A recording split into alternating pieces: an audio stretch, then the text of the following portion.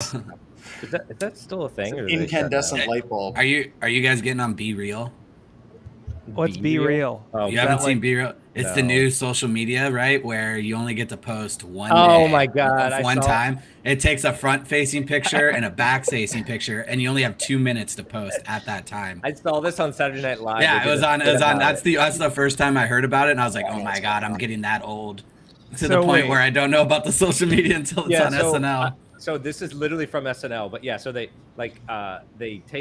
you have to take a picture and you have a time to like post it or whatever. They 2 minutes, like 2 minutes. 2 minutes, a front and back, and if you don't put it in there, then they're like, oh, you're not being real or whatever. So it's like, not live in the now type. Live in the now, like you're not like. What are you doing? I gotta tell you, if you're living in the now, you shouldn't be posting anything. But hey, that's a good point. That's a quote. Well, this Be Real app is the new thing now. So is it like popular amongst inmates in solitary confinement? Yes, they're only allowed to possess cell phones. They're like, you could use no social media except for Be Real, and that's just for security purposes. Primarily, so you know where you're at. Yeah, you joke about that, but I've done some stuff with the U.S. Marshals in the past, and it's amazing how many people that are on the run from the police are still using social media really regularly. And, yeah. Like selfies, and they're like, well, shit, he's there. So we're going to go to the Starbucks and pick him up. He's there. Yeah, I've done enough of those Trace Labs OSINT CTFs to know that most missing people are still checking in on Facebook or Instagram or posting. Or That's the lesson you learned from that? He got it, didn't he? Nailed it. First time go, this one. All right. So lots of DDoS. Okay. Yeah. The bio stuff. What the hell? I haven't been reading the news for the past 48 hours. Wow, there's been some stuff that's happened. Everyone knows we're live, right? We covered that. Yeah. Everyone knows that John reads the stories literally right before the show. So it's still flickering, but we'll go with it. We're doing it live. All right, let's do it. Kick it off, Ryan. Broken finger. Oh yeah, finger time. Broken it.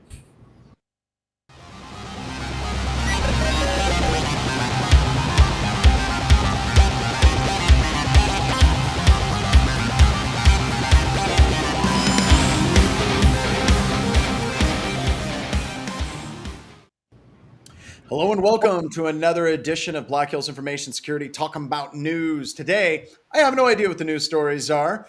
And the reason why I don't have any idea what the news stories are is let's go to Ryan's camera and let's see what's going on in the background, Ryan.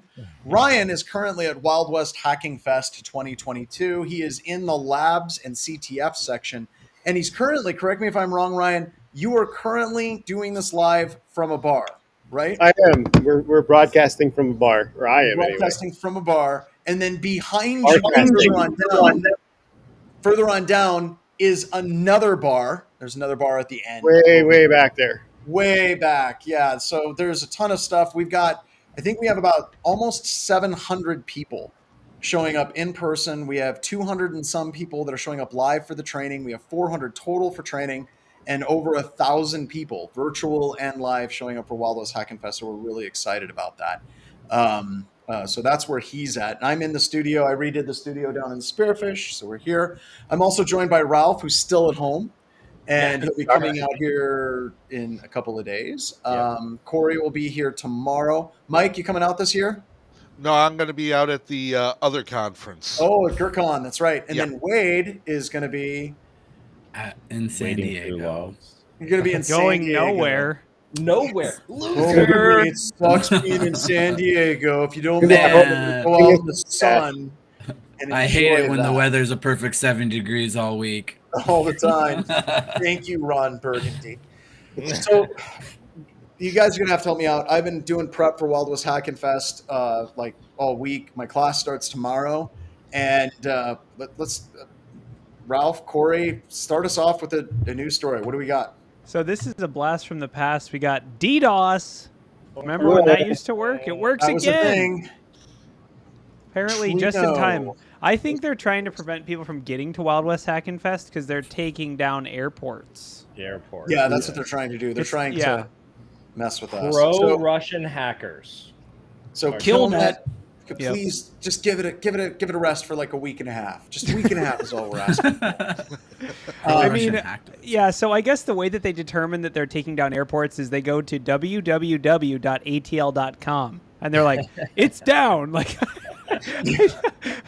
I don't know if it's necessarily the best indicator. Like, were any flights actually interrupted, or is it literally just taking down the poster? There were some flights that were interrupted yesterday. I know that there were some flights that were canceled, but I don't know if it was due to weather or the DDoS attack. It does say that in this case, the DDoS attacks do not impact flights, but they have an effect on the function of a crucial economic sector, I guess.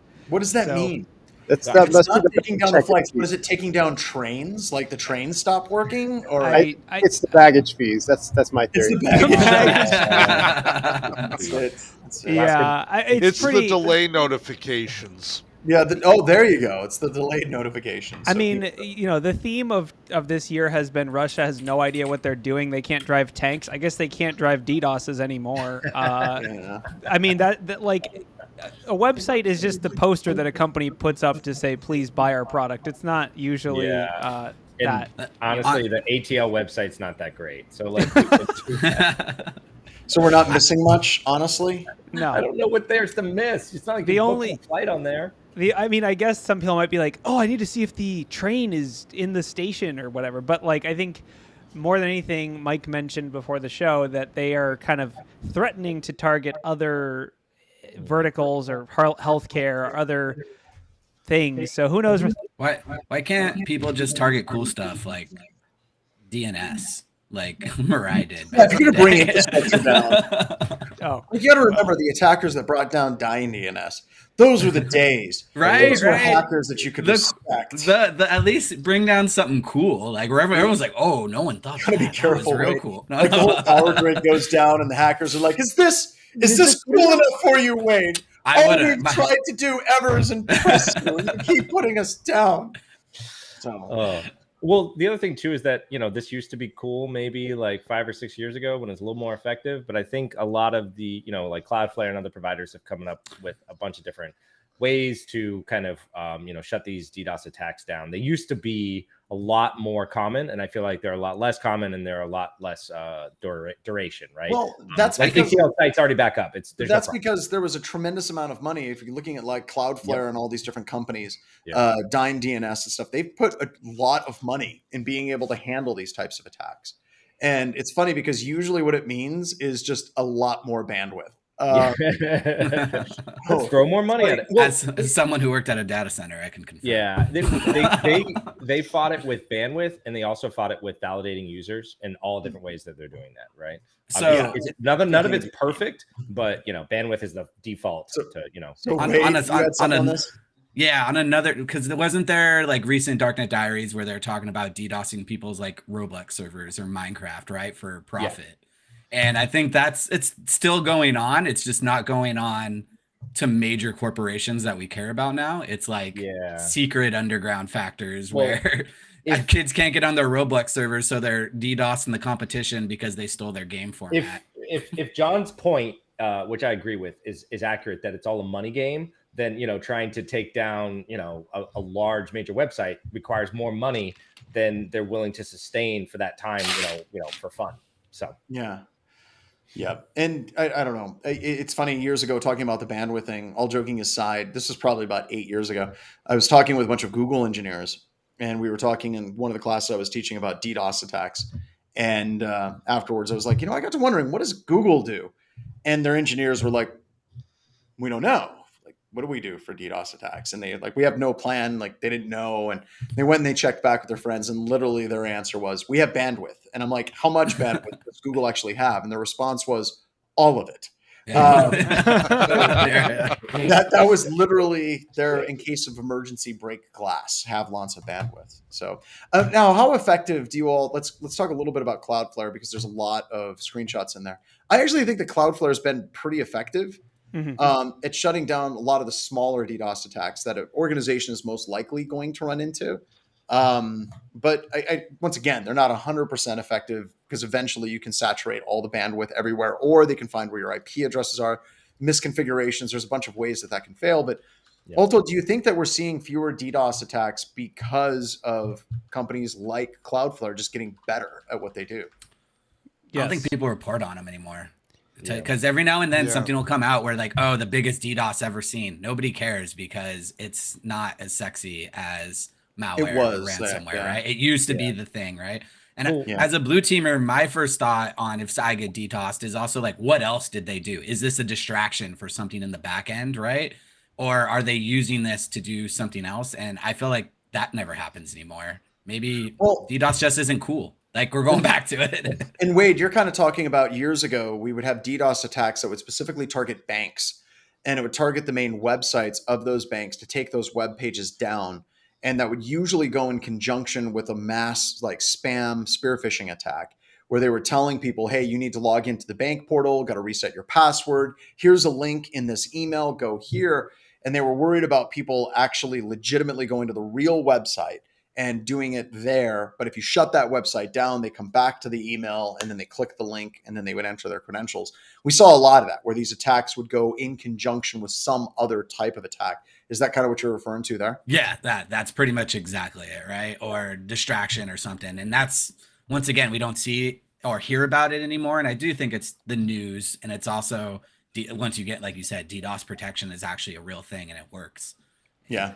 I think Cloudflare it's is the doing a good thing. complexity thing too. Like as the complexity of infrastructure has gone up, like DDoS is a simple attack. It's like, okay, you have an army, where do you point it? Like nowadays, there's probably the average Fortune 500 has probably 500 different endpoints or different. Like you'd have to DDoS so many different servers and host names and Cloudflare and But you're also Akamai and like moving shit to the cloud and Yeah. you're going And to they have big DDoS pipes. Amazon. Yeah. Yeah.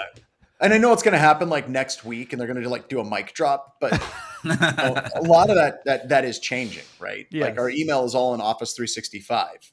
Microsoft's up, we're up. And that's kind of the mindset, I think, for a lot of people. Is that a risk factor you guys ever talk about where say that did happen, right? We're in AWS West 1 and we're thinking about what if someone else there did get targeted with the biggest DDoS we've ever seen. Like maybe we're in all AWSs, but what would happen if that particular AWS went out? See, and this is something that I talk about a lot with our customers and I talk about it in the classes. I don't care. And the reason why is there's only so much risk that you can actually take on, right? And you can try to set up failover between multiple different regions, which is what companies do, right? So if they go down in West, they can switch over to East or so on. But the reason why I say for most companies, I don't care, because if you get hit by a DDoS attack like that, the narrative is there was a DDoS attack, hit Amazon, a whole bunch of companies went down and people got like the afternoon off, right? That's the story. It's not an issue of if I'm running my own DMZ, I'm doing everything through my own network, and then it goes down, then it is truly my responsibility. That's a completely different narrative. So it's the difference between I done screwed up in my security or it's a random act of God and bringing my network down. No, that's a good point. I think there are examples, like if you are doing cloud pen testing and you're talking, or even just like they call it secure development lifecycle, right? Like basically not really pen testing, but just making sure that all the check boxes are checked. We do analyze to make sure that resource consumption, resource exhaustion, you have to somewhat plan around it. As an example, Amazon, simple concept, has availability zones of different data centers, they're actually mixes of data centers, and it's really complicated. But basically, if you were running a website and you didn't use any CDN and you were literally just running it on one host in one availability zone, there could be a finding for this is easy to take down. It's easy to just fall over on its own. It's not even that someone's going to try to take it down. But I think for the most part, like John said, even in that case, it's probably still worth the risk because it isn't your problem. It's someone else's problem. You can drink coffee and just wait for it to come back. And that gets into, we often get into these weird esoteric conversations at Black Hills Information Security in the pen testing group. Like, what is the severity of these different risks? And a lot of that is based on what do we think our customers are pretty much going to be inclined to ignore. And over the years, we slowly started fading out those vulnerabilities that were like that, like susceptibility to DDoS attack, because literally no one cared and no one ever changed anything. And more importantly, it didn't tie to a compliance framework from a checkbox perspective. So they just weren't interested. And it was just a losing battle. It's totally not a cybersecurity thing. It's more of a business continuity thing for most of our clients. It isn't really a security concern. It's more just like, hey, your website's in one availability zone. If it does go down, you can't make money. You probably care more about that than if it's a security implication of that. But so I was curious. I looked up a couple statistics on DDoS. 95% of them are less than 4 hours. Okay. Yep. With most of them being within the couple minute range, especially those really big ones that like make a headline news for a minute where there's like 5 teraflops or whatever. It's usually like 4 minutes that they sustain this, right? But yeah, I mean, I guess they're still around. It's just like, what's the, what is, and additionally, those 95% of attacks that occurred within 4 hours, they only lasted within 4 hours. That doesn't even mean that the site wasn't available. That just means that they were being attacked. Right. So yeah. That's a huge difference, right? Like if you're looking at the nature of the conversation is they were under attack for a short period of time, but it's not that they were completely knocked out. Well, once again, if you're a CEO, do you care? Like Cloudflare is doing their job. You have enough bandwidth. You're moving stuff to the cloud. How much effort are you going to put into this? And I still come back to this story. Like, why in the hell is this a story? Like, why do we even care about this story? Because of the Russia stuff. Because of the Russia stuff. Is that it? I mean, is that really it? I mean, I tend to agree. But it seriously does seem like it's just because of the Russia stuff that we're talking about this at all. Like just probably who the actual attacker is. Yeah, I think DDoS and availability is an issue, right? But it's less of an issue than it was in the sense of like most people are able to, fend it off. We have kind of more tools, right? They're still happening, right? And it's still something that we have to be aware of. There's no profit for attackers either. Like how is an attacker going to profit off of DDoS usually, right? Yeah, so that's my thought on it. And when I worked at the data center, like we used to get DDoSed, and they would actually call us and tell us, give us free servers. DDoS, give us free servers or we're going to keep DDoSing you. We're just like, no, right? And just null route the IP. We're good. Done.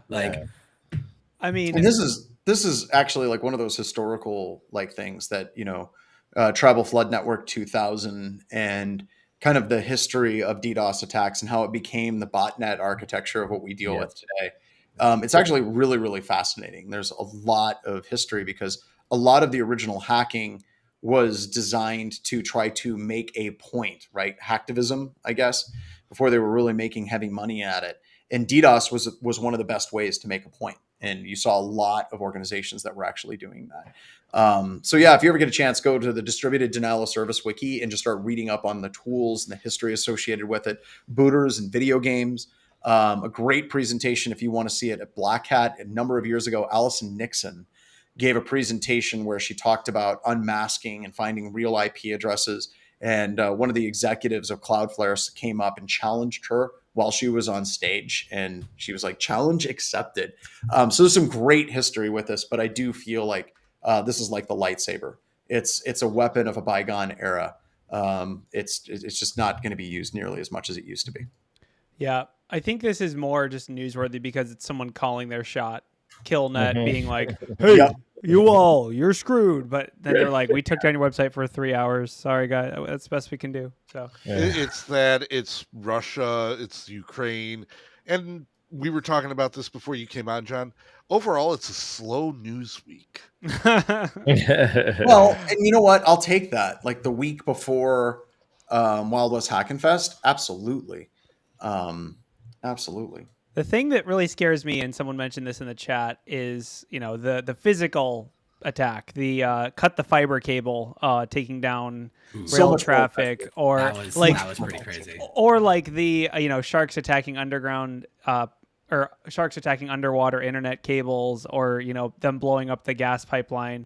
I think it's like that is going to be much more effective in denying service because you can't it doesn't come back up after 4 hours if someone cuts a fiber line. Unless they find out where it was cut and splice it within a short period of time. Did somebody talk about that? Because the Russians did that before they invaded the Ukraine. They did like an underwater sea line from I want to say like Iceland to the mainland. and no one was really talking about it until after the Ukraine war happened or started. And it was a thing. And it was a thing, yeah. And I guess they have specialized submarines just for that as well, which I never knew Well, about. So this gets out of our bailiwick, right? But you start getting into the Nord Stream 2 pipeline. I don't know if it's still spewing natural gas, but that's some scary stuff too. I mean, if you're a nation state and you're going to launch this type of attack, like you can literally just cut lines. Or I'm not saying that you should do this, but I'm saying it'd be much easier just to rent a backhoe for an evening. Yeah, the reason I had brought it up is because about 5 days ago, the German train system, they announced that it was sabotage that took down their infrastructure. You had to say sabotage. Now I have that song in my head. So, here we go. Or the German word for sabotage, which it says auf sabotage, so I'm gonna assume it's still sabotage. All right. All right, let's move on. What other stories do you guys have queued up for this week? So we got to talk about the Uber guy for sure. Okay, let's talk about the Uber thing. Because that's an interesting sort of, I guess, precedent where someone is actually being, getting in trouble for their actions behind the wheel. No pun intended. He's been working on that for like 2 hours.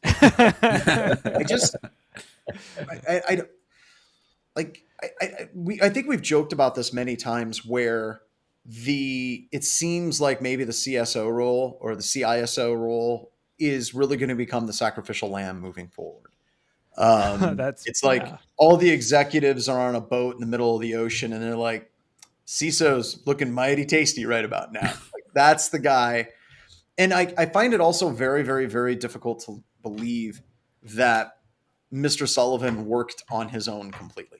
Yeah, so it's jury, right? It's a jury. So it is, basically the does anyone want to read the verdict or I guess for the guests or, listeners that may not know what we're talking about, a recent Uber security chief, Joe Sullivan, was found guilty for not disclosing a data breach. Yeah. So this is not speculation. This happened. Yes, this happened. This is not just it could happen. It's a jury's verdict, and it will have ramifications for like John said, the sacrificial lamb of if you can go to jail for this. But hopefully the jury took that into account, whether he acted alone or I don't think. I would hope it wouldn't have made a difference for the jury on that. On that note, because. Seriously, if he did it, he did it. The thing that I'm concerned about more than anything else is, once again, I can't see a CISO doing this in a vacuum. Joe, what happened today? Nothing. I need $10,000. For what? It'll be imagine a clause built into your contract saying if you go to jail, you get X amount of money. Oh, I guarantee you, there's contracts out there, right? Like that. Absolutely. After this, there have to be, or they're gonna cover all your legal costs and stuff like that as well. Like there's going to be a bunch of built-in safety nets for CISOs now, I believe, after this. If I was a CISO, I don't know if I'd want it to be that on the nose, but I would want the company would be paying for my legal fees and any fees or anything from that. Because this is I don't know, this is so dicey to me, right? You have a breach, what constitutes a breach that needs to be disclosed to the FTC? Yeah. Now, the FTC believes that that's clean cut. They know exactly what it is. Really? It's basically if the FTC is actually interested. And I'll give you an example of a conversation that I had with a company down this path. They were compromised. They knew that they were compromised. But the problem was there was not proper logging in the organization. So we couldn't identify the extent of the breach. We knew a Linux server on the edge of their network was compromised, but we didn't know if the attackers actually got access to user data. And we didn't know if they got access to the user data because they didn't have proper loggings for us to be able to answer that question. So we were basically you have to notify. I'm sorry, you have to notify. And the lawyers working for that company were like, hang on now. We actually don't have any proof whatsoever that any user data itself was actually compromised. Therefore, no harm, no foul. And that was where their lawyers were actually pushing. In fact, their lawyers were pushing to have less telemetry and less logging. Oh my God. Just because of the situation, because they said, if we know that there's a breach, then we have to do certain things. What if we don't know that there's a breach? Thankfully, the owner of the company security with no security. That was That is the literally their worst approach. story Security for no ever. security, right? That was it, right? So there's conversations like that. We also have conversations where they're like, we want to offshore or outsource as much of our IT security as possible, so it's handled by an external third party. So if there is a breach, we could be like, our third party sucks. It's not our fault. So when you're looking at this case, you got to think about what are all the different multitude of different ways that it can break. Companies doing less for security, and companies like setting up contract clauses for their CISOs that allow them to make money if something like this happens, like literally a golden parachute. Companies that are trying to offshore or outsource as much as their security as possible because it creates indemnification between the security team and the executive branch. There's all kinds, or executive group, there's all kinds of crazy things that if you just start thinking this through that are going to happen. So a couple of interesting notes. Number one, they do mention in the article that the FTC, the federal government itself, has no official standard for the X number of records need to be disclosed for you to have to report it. Some states do have that. And the other interesting bit is that they actually use the bug bounty program to pay them out quietly. Yes. So it's kind of like how he could have actually kind of acted sort of on his own, because it's like, you want money from us? Well, the best we can do is 10K because that's the highest payout we do on bug bounty. So just go over here, submit a bug. I'll get you going. We'll get 10K paid out. They capped the program at 10. They paid the hacker 100. They had the hacker sign a non-disclosure agreement. And during his testimony, one of the hackers said he was trying to extort money from Uber. He's just like, submit another bug. Submit another bug. You need to do 10. The question going forward is this, is how many CISOs are going to actively try and obstruct the FTC from doing something, as opposed to, as John was saying, just, we don't have the logs and you don't have the logs. I think that there's where the difference comes in. It also comes in where the regulations for the industries themselves say, you need to have XYZ. I mean, we all know PCI and we all laugh about it, but there are set specific rules in there for logging. You need to have a pen test here. You need to do this. And if you break those, you're in violation of certain things automatically. And Mike, that just got me kind of piqued because this is the FTC, right? And the reason why you have to disclose a breach is because it is something that investors would like, they should be obligated to know about your company, because that would impact the investment decisions for that company. Now, here's an interesting thing, kind of what I've been kind of ranting on, like, what is the value of a breach? Like, I know that Rice wrote a book, Freakonomics, where he was talking about computer security. No, it wasn't Freakonomics. It was Hackonomics? Geekonomics. That was the name of the book, Geekonomics. And David Rice was the name of the author. And he was talking about what the cost of data breaches actually were. Now, from the FTC's perspective, look at the track record of all these different companies that have been breached. Has it actually impacted the stock value of those companies? That's another interesting take for this as well. Because Uber just got breached recently again. No, they've changed their culture since 2016. It's all fixed now. Don't worry. They have dude, Ralph, they hired the top people from Twitter. Got it. I had to. It was easy. It's like people. They put their best Twitters on it. I mean, I do think this one is an example of this. He did not act alone. He did not tell the legal counsel. He did not tell he did tell the CEO though. And then basically how it kind of got discovered was the new CEO came in and is like, "Are you kidding me?" And then he fired all of them.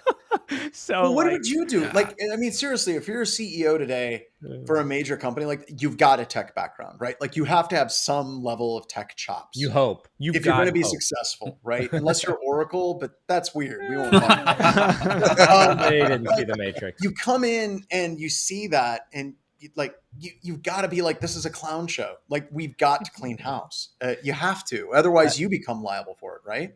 I do think, though, his defense was that he made the bug bounty program and non-disclosure agreement to prevent user data from being leaked and to identify the hackers, and that Mr. Sullivan never intended to conceal the incident from the app. Okay, but now that once again comes back to the jury. If it's paid out and it's handled through a bug bounty, is that something that has to be shared with shareholders? And if that does the results of network pen tests have to be shared with I guess the final nail in the coffin, according to one jury, was that the documents in the lawyer's case included the edits to the non-disclosure agreement, making it clear that Sullivan had hidden the breach from authorities. It was all dated and timed and documented very clearly. Yes. Yeah, I mean, and this is an example of, we talked about the dangerous precedent of like this they're just the fall guys and gals, but I think mostly it is the way that he very much acted alone. He kept the legal counsel in the dark. He told the CEO like, "Hey, we're screwed. We're just going to make it go away with $100K. Sound good? Okay, good." Just like he really did kind of go way, and like John, in the example you gave of a company, think about all the people at that company that are involved versus just one guy texting BHIS, "Hey John, we got hacked. Should I tell the FTC yes or no?" Like, yeah, my answer to that, I've got a default. It always responds yes. If it says breach and should we, it's like yes. It automatically responds. There's an email rule for that, but yeah, there's an email rule for that. Yeah, I think this is one where it may change things going forward, but this is. I would like to say that his legal counsel says that his goal throughout his whole career has been ensuring the safety of their personal data. So, yeah. Well, and the other thing he could have done with this is if he would have brought in legal counsel and had them work on that non-disclosure agreement, then it would have been protected information, and it wouldn't have been discoverable. And that's that. Okay, so that gets into. If you're working a breach and you start hiding it from people, like he talked to the CEO, right? There's more than one. It wasn't just him. There were other people that were working on this, right? He's the one that's going to get into trouble for it. But if you start hiding it, you're like, oh my God, there's a breach and we're not going to tell our security team. And that is actually what happened at Bank of America. I don't know if you remember, there was a USB thumb drive that was lost and a tremendous amount of incriminating data was on that thumb drive.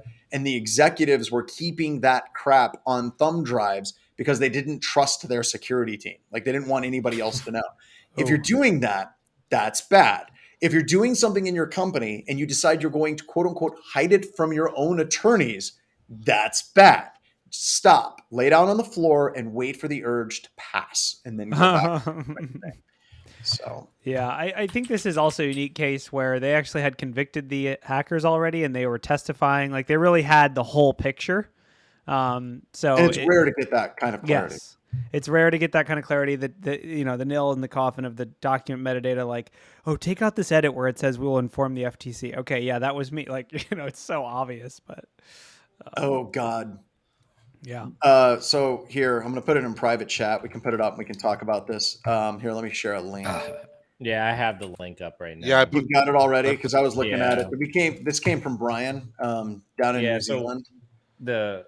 The Fortinet. So this was released today. So it's a Fortinet. It's a auth bypass bug. So a couple things about again. This. Yeah, that's what I was going to say. Yeah, they love authentication bypasses. Is we're the best firewalls. Another one. We the best. So this was announced today. It does affect a couple different products: the Forta OS, Forta Proxy, and Forta Switch Manager. A couple different versions in there. It also has already been, I think there has been some attacks in the wild exploiting this issue. So yeah, not good. Update your Forta stars. Update your Forta. Well, my favorite line from every one of these articles, per Shodan, there's exactly these many Fortinets out there. How many are there? 140K. Wow, that's I love Shodan for that. That's not that just many. Like here it all is right here. Here's all of them. Okay, so here's my first question though about these, right? Why would you have your Fortinet proxy manager web interface publicly exposed? Well, hold on. The answer, dude, I can answer that. Done in one, MSPs. Okay. MSPs that have to manage it for a lot of different companies. I mean, what about try to set it up securely is a pain in the ass. And you're a small MSP. Let's say you're out in South Dakota or Kansas, and you have like 25, 30 customers. Yeah, you could totally set it up for a VPN and do access through that. Or no, that crap's hard. Just open that straight up so you can get right to it.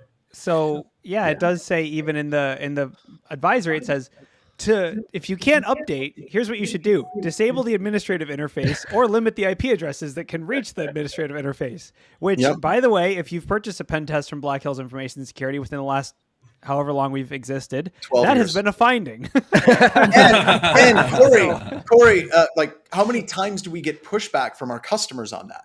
Like even from like the user subnet, like for standard workstations, they're like, hey, all of your security appliances, like their administrative interfaces are completely exposed. Oh, it's and they're the like, junk well, but technically that's behind our firewall. And I'm like, you're a company of 120,000 users. Let's go out on a limb that one out of 150,000 of your systems is probably compromised. And let's start there. But we get pushback on that type of vulnerability all the time. Customers I see that too with like informational for us. So. Yeah, and like IPMI and other stuff like that. Like no user needs to have access to this. Dude. Like there's no real good use case. While like John said, 100,000 people need to have access to this, or all of the cameras, or whatever. Just segmentation in general, right? But yes, you don't like just lock this. Like make it its own little corner that just the IT department kind of handles. That would be a good idea, right? Yeah, I mean, I think this is one of those where unfortunately the firewalls that have admin interfaces exposed are also the firewalls that are not going to get updated. Exactly. So this is probably going to stick around for a hot minute. Exactly. Oh, Russell Eubanks is on. There's I miss you, man. But his behind our firewall argument. Yes. Yeah. Nate says nothing wrong with South Dakota. Lots of space, not many people. Not this week, Nate. No. That airport's going to be so busy they're not even going to know what hit them. We had a direct flight from Charlotte come in yesterday. I've never it's always Chicago, Minneapolis, St. Paul, Denver, and sometimes San Francisco. But Charlotte, and it was I guess like a quarter of it or half. Someone commissioned a flight. That's I don't know. I think the airlines were like, "There's a lot of people coming from the East Coast. We could actually make money if we send another plane over there. You know that? Oh my God! Black Hills branded I think planes. What's going on is Chicago, Denver, Salt Lake are like they're completely full. So to get another flight in, they probably had to change it up. Yeah, I noticed that any flight changes right now. Weirdly, I was looking at them. Crazy expensive. It's like you pretty much got what you got. You're working that. Yeah. Absolutely. Anyhow, that's why we always tell the employees start booking your tickets like 10 months in advance. We're pretty sure we're going to be in business, folks. Buy your tickets now. You'll get a credit that you could use never if you. Yeah. So, but no, that's the argument. And I don't know. I talk about it, Ralph, Corey, it's a pain in the ass when our customers fight us on that, but let's also be honest. It's rare. Like I would say it's single-digit percentage of our customers push back on those. Or you think it's maybe like 10, 11. Yeah, I don't see as much pushback on that kind of stuff. Like segmentation, a lot of times customers acknowledge like, yeah, we do need to do better at segmentation. It's totally the junk food. It's like, I know I shouldn't eat this entire bag of Doritos, but I will anyway because I have no self-respect. Yeah, but then you have customers like, I like these Doritos. They're tasty. Oh, God. Yeah, that's true. On the blue team side, Mike, do you feel that it's hard to push that type of network segmentation on a corporation? Like, it depends on how old they are. It depends on how big. It depends upon how old. It depends upon what vertical they're in. Also, when you start talking about the financial with microtransactions and instantaneous stuff, any sort of slowdown. So any device, any sort of segmentation slows down that trading transaction. And you're talking millions upon millions of dollars in microseconds at times. Yeah. And so you get a lot of pushback on it. Yeah. I mean, like segmentation is great, but I care way more about the internet. Yes. Priorities. If you're exposing your admin interface on your firewall to the internet, segmentation's probably not your today problem to solve. Critical. But IPMI was so nice when I was working at the data center. You know how nice it is just to log into something real easy. It's like I don't have to walk down there. I don't have to walk down and press the reset button on the server. Like it's the best. I just go reset. What about Zero Trust? That'll fix all of this. Oh, of course. Blockchain too. We got all of it. It's IPMI on the blockchain. You have to prove your identity just to talk to it. Insufficient IPMI coin balance to proceed with operating system updates. Well, so I got a question. How did you all find out about those like backplane management interfaces? Like, did you find out about it as a general administrator and you're like, that's awesome. Now I don't have to go down to the NOC? Or were you doing a test and you were like, is this a gift from the gods for me? And then people explain it to you like, no, this way we don't have to go down. And it's just like, so every time the server reboots, it resets the default password back to the default password. Are you sure this isn't manna from the gods for pen testers? Like for me, it was on a DoD contract. And we had these big NAS servers, and you could totally access everything. And if they rebooted, it went right back to the default password. And I was just like floored. I was like, this seriously is a gift to pen testers. So what about you guys? Like when you found these like integrated lights out type management interfaces? I was working in the data center.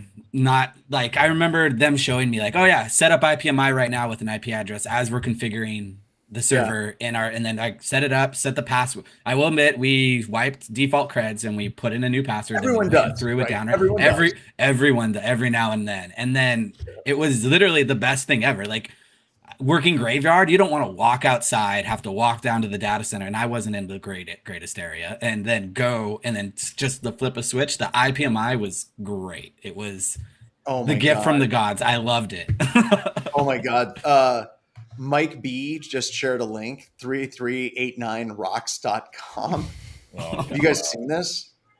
Yeah, I have a sneaky suspicion without clicking on it. Oh, you need to go. It is amazing. It is amazing. You got to see it. It's basically just like someone's phishing site. It's like make everyone a domain admin. We're not the regular security people. We're like, cool security people. And Mike just got all of our IPs. Yeah. I want to review it on Yelp. Yeah.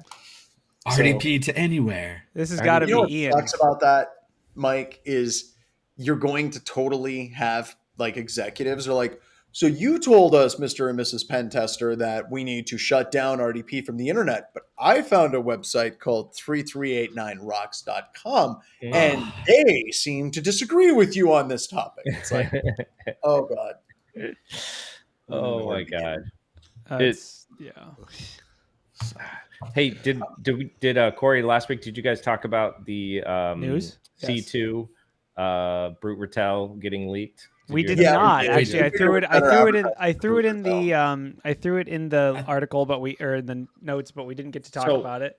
So a little follow on to that. All right. So, anyone who doesn't know, Brute Ratel got leaked on the internet. It's a C2 framework that was previously private, closed source, and now has been. And if you're looking for a commercial C2 framework that's every bit as buggy as every other C2 framework, you should check out Brute Ratel. By the way, Brute Ratel, that is not a dig.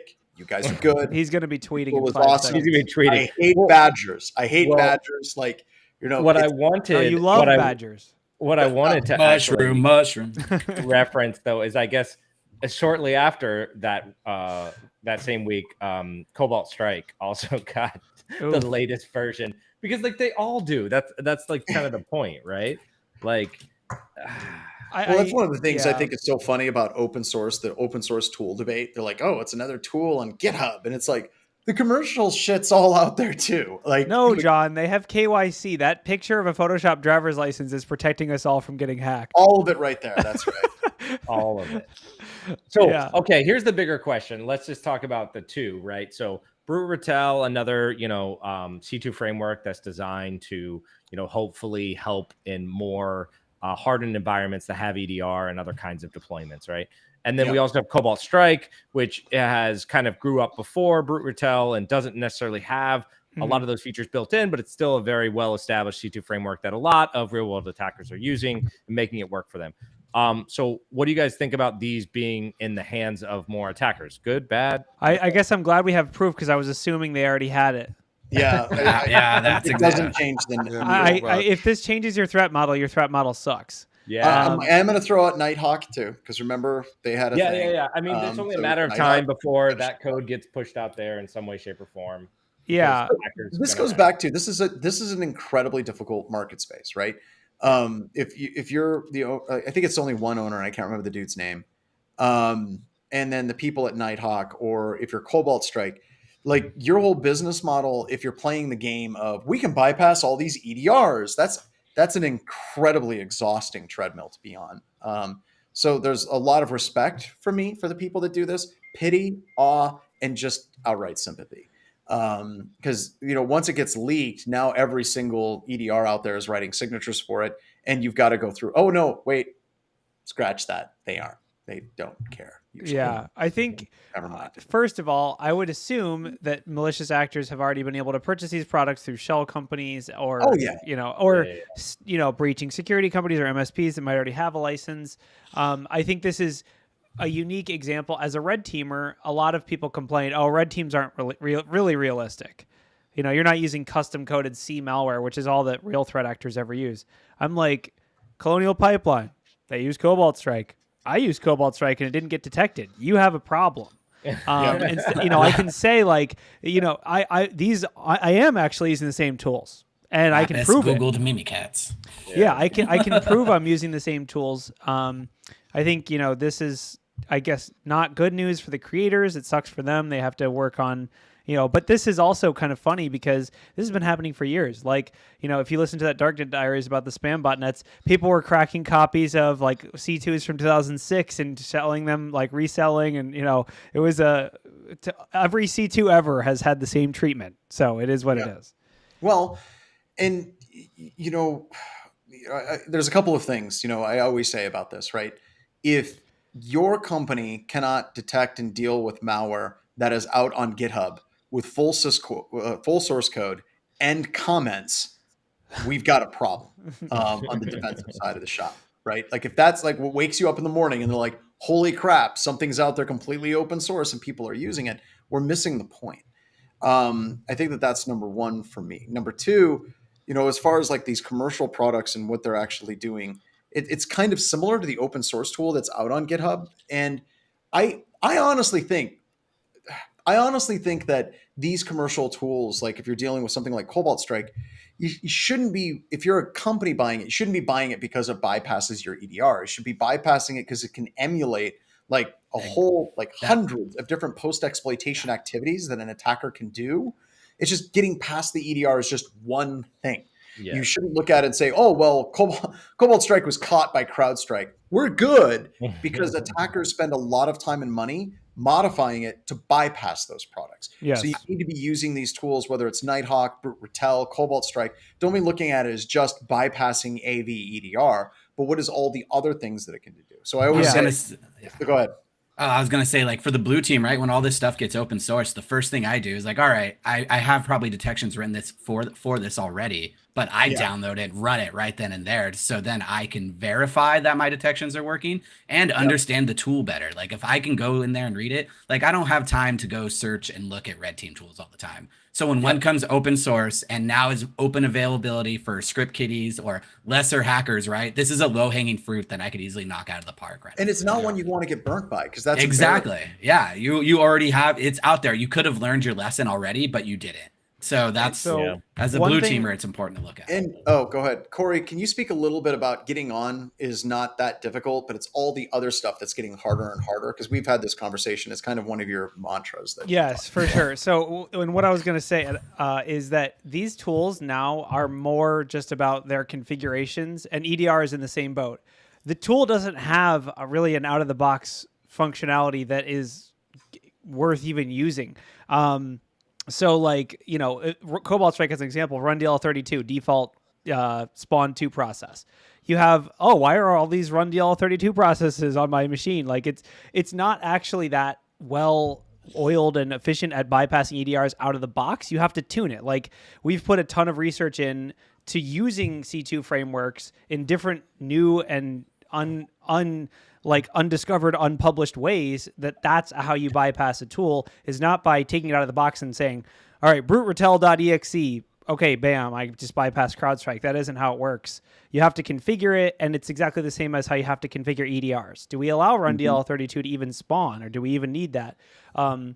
Do we have detections for, process injection or whatever? This is all configuration dependent, and it's scary to me that these C2s are... I wonder whether they'll be used appropriately or if it'll be similar to Googling Mimikatz and downloading it and then just running that. So it'll be interesting to see. But to John's point about initial access is assumed, and most EDRs don't even care about initial access, meaning detonating a payload, whether it's a DLL, an EXE, HTA, whatever executable format it is. Most EDRs allow it, and the reason they do is because people have to do their jobs. if I download, Intel audio editor.exe, it needs to run because it might not be malicious. It might just be how my Intel graphics update or whatever. But if it's actually malicious, it's going to do malicious stuff. It's going to talk to the internet. It's going to read bad processes. It's going to read files. It's going to do all kinds of behavioral things. And that's where you're going to run into those hurdles from an EDR perspective. That's why, as an attacker, when we walk into an environment and we start knocking down doors and no one says anything, hey, we run a process. Okay, no big deal. No concern. That's not a finding. Hey, we dumped credentials. Now that's a finding. If you didn't see that, that's a finding. Hey, we actually just injected shellcode that was unencrypted straight into another process and it calls to the internet. That's now we're building this list of findings. So from a real threat actor's perspective, it's going to be the same hurdles that we go through on red team. So it is kind of interesting to see the kind of paths are converging on threat actors, and red teamers are using the same tools and they're doing the same actions. So I guess hopefully that's good for red teams and bad for criminals, but we'll see.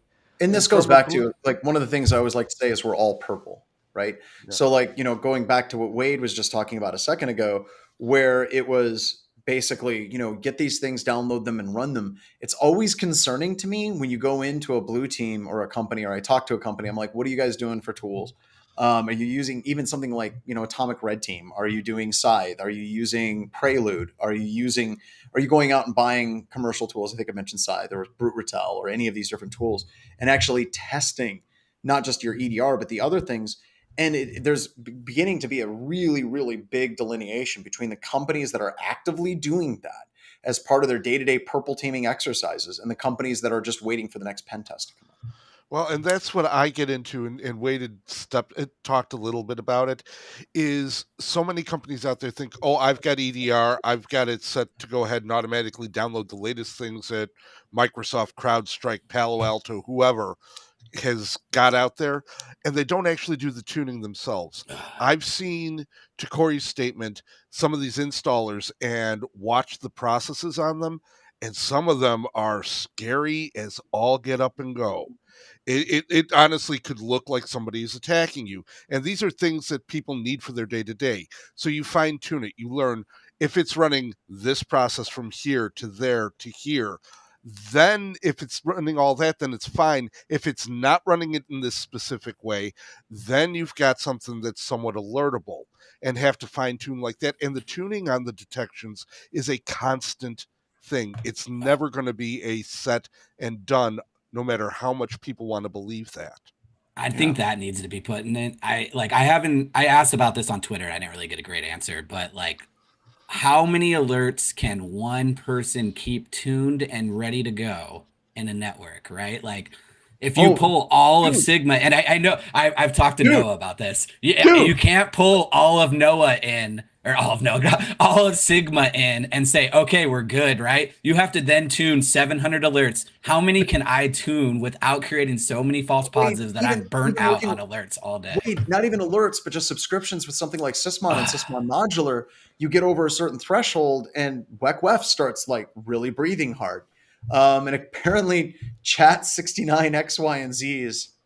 We got hit by a chatbot. Does that mean that Don't go to that link? Does that mean we're a real? I already did. We got hot singles in my area. I'll see you guys later. Oh, that wasn't most of the time it's spam, but now no. Now it's real. It was spam before. It's real now. Now they're using data brokers, and it actually has your location history on the site. Yeah. But back to that, I think that it's a problem on the red team to oversimplify what actually needs to be done on the blue team side, right?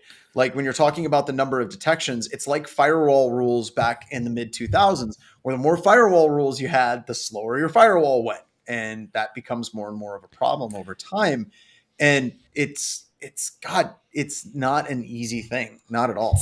So when Corey was talking about how initial compromise is really easy, right? Do you find people more of targeting, we'll say a single vector in MITRE, or right? Are they just I will admit, I write a lot of tuning and a lot of alerts just for recon or discovery. right? Discovery. Sorry, You mean discovery. post-exploitation discovery? Post-exploitation. Yeah, most of my Or- alerts, yeah. as to Corey's thing, most of my alerts I write are post-exploitational detections, Same here. because that's when we're gonna get. It's so hard to write. Well, and also those post-exploitation detections, you can also leverage multiple different aspects of detection, Yeah, right? exactly. Like you have the endpoint and it's opening up network connections. Like if you have cmd.exe spinning off net1, that's like, okay, that's pretty much a red siren going off, right? But then you can also use network level detection as well. And it's something, one of the things we want to do in the roadmap with Rita and AC Hunter is that lateral movement, RFC 1918 movement inside of a network, helping detect post-exploitation activities, kind of getting into the dark trace, extra hop waters a little bit. But my point on that is you have more tools that you can bring to bear, right? Instead of just relying on your EDR stack and just looking at that. It's like, I had a meme and I might have to find it again, where it's like, you get an alert on a system and it may be repeating. It's like, it's kind of interesting. If you're getting like multiple different alerts on that system, now you're getting really interested, because that could be someone trying to escalate privileges. Now you're getting network connections. And if you're getting that same type of behavior on multiple systems, it's time to freak the hell out. And I think that kind of gradient of step up, of freaked outness, is something that's missing in a lot of security operations centers and blue teams out there today. Yeah. I think that a lot of that is due to the lack of good baselining of what your actual traffic needs to be. But Mike, you go back to, I think that's a great point, but you go back to, we were talking about how hard is it to segment networks, and we were all like, older networks are a nightmare, right?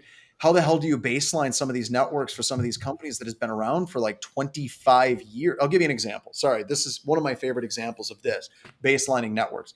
We were working with a company and we were baselining their network traffic for beacons. And I saw a beacon that was going out to the internet to a 128 address. Like 128.0.0. something. It was going out to the internet. And we're like, what the literal hell is that? That's bad. Turns out that this network engineer, when they first were starting to network their environment, noticed that every computer had a 127.0.0.1 IP address. And he wanted to create a network segment. So he just incremented that by 1 to 128. And he set up all of their data record systems that were all talking to each other to 128.0.0. something or whatever. That was the network ranges that he set up back then, which, by the way, if you remember, like people are like, well, couldn't you Google it? There was no freaking Google, right? This is just literally a guy that was trying to he's throwing poop at a wall and hoping it worked. And it worked. One of their systems was from the 90s, and it was still reaching out to a system that was a 128 and like 128.0.0. something. And that IP address was responding. Yeah. So you talk about those baselines, and you're right on the money. And that was one of the reasons when we created the critical controls years ago at SANS, is like you started know your devices, know your IP addresses, know your applications. We started there. They were 1 and 2 because they were that important, but nobody implemented it because it was so hard to do. It was an absolute nightmare. And we were like, it's the most important thing, and everyone just skipped over it, went and deployed EDR instead. Yeah, I think at the end of the day, part of the responsibility of red teamers or any security professionals, but especially if you're being hired for your opinion, is to triage the severity of what you're saying. I could walk into an environment and run whatever miter.sh. It's going to tell you there's 1,500 tactics that you're not effectively detecting or whatever. But that's cool. But which one is going to make me fall over as a company and make me, look like an idiot on the internet? I'm going to disagree a little bit, and kind of a little bit, because this is one of the arguments of a lot of the signatures that are written for MITRE techniques are very static. They're literally taking the MITRE examples or Atomic Red Team, and they're writing signatures for those exact things. And there's a bunch of people that said, you shouldn't do that because an attacker can bypass it. My thought is, if you start setting up these DTECs, an attacker may be able to bypass 1 or 2 of those, but if you have it instrumented and you have multiple, then it actually increases the chance of detection because the attacker won't be able to bypass all of them. And I don't know. That's sorting detections by device. So when you get all those alerts, when you're looking through them, look by device, not by alert, right? And then you see everything in that one device just created 10 alerts. I get what you're saying. I totally agree with you. However, if part of my job is to tell you what you should work on tomorrow and what you should prioritize first. Because obviously everyone should have every tool on every level. Everyone should have MITRE 100% coverage and all. But a lot of companies don't have that freedom to have, or the whatever. It's an imperfect. You have to apply an imperfect framework to an imperfect network. So when I'm telling a client, hey, your ADCS allows straight up privilege escalation, straight to DA. Don't pass go, don't collect $200. You literally just one web request and I'm DA. Now we have a problem. Like, that is worth me telling you, hey, fix this now. Not, oh, you didn't detect lateral movement technique 742, which is USB device exfiltration or whatever. Or, oh, your DLP doesn't work. Who cares? Let's not get hacked in the first place because I just got DA in 2 hours. Or, ransomware blast radius is like kind of a hot word that I've been using lately. It's like, I like that. Hey, I ran Snaffler. I ran a discovery in your environment, and there's 1.2 million files I can read with domain users group. This is this is a problem. Yeah, you can talk about how you don't have 100% coverage. You don't have you can't detect someone sending an email using ICMP SMTP implementation that someone raided in 1992. But this is you walk into the ER and they're like, oh yeah, straight to the front of the line. Come here. Like, you're bleeding. Come on. And I think a good red team does two things. One, it does the triage and prioritization, and it also does gap analysis. Not a red team, I should back up, but like a purple team or something like that. That's kind of the goal and objective. And really, as red teamers, we're trying to be on that cutting edge to find the stuff that maybe they don't have the signatures quite ready for. Yeah. And that's great. It's just hard whenever you go into an environment, and I get complaints all the time from testers and tech editors and management. They're like, this company detected literally nothing that we did. Like, that's becoming rarer and rarer, but it is absolutely terrifying, because then in that situation, Corey, we get into the argument of, what the hell do you make for a recommendation? Where do you begin? Yeah. No, you're right. Yeah, it's. I mean, obviously, it's one of those problems you have to approach from both sides. But yeah, if you walk into the ER and they move you up to the front of the line, you need to know the severity of what that means. And the same thing we do with red teams. If you detect nothing, we're like, come on, come here, come into the light, come out of the darkness. Let's start you. Hey, so you shouldn't have gunshot wounds. That you should not have those. We can work on that. We're not going to work on your cholesterol, but you should not have active holes in your body. So No. But I've got this bunion on my foot. We're going to work on the gunshot wounds first.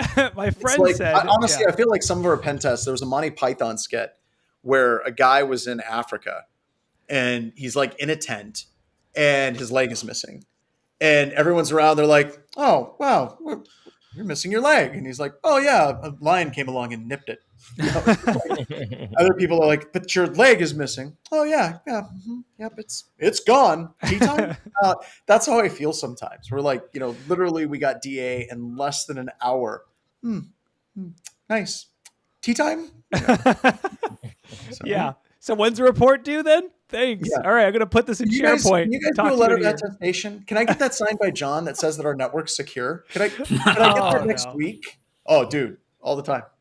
They love your signature. It looks great. I know they do. You should just share it with everybody in the company. I'm going to bring you a letter of attestation. I'm going to bring you a letter of attestation at Deadwood and be like, can you sign this? I probably would. I actually do read some of them. I do love the ones where the testers give me a heads up. They're like, I went through and I modified the wording so we don't say that they're secure anywhere in the letter of attestation. It's like, we tested them. Yeah. See the results in document entitled. Ask them, because you don't want to hear it from entitled us. Not PCI compliant.pdf. Remember, we can't make that determination. We leave that up to their QSA. Read the report, they're like, the hell? You're missing a leg. It was taken off by a freaking lion. Yeah, when's tea time? I need it. But tea is fantastic. Crumpets? All right, with that, everybody, thank you so much. I have no freaking idea what's going on the rest of this week. I know I'm teaching the next 2 days. I think Serena might be doing a flash CTF from Wild West Hacking Fest live on the stage. There was an email. It just went out. Get on. Oh, really? Did it just go out? You can still buy virtual tickets, right? Yeah, it was out this morning. You can still get virtual tickets for the con. So you should show up. You should check that out. And with that, Ryan, take us out. Thank you so much, everybody. Talk to you later. Thank you. Bye. Come say hi.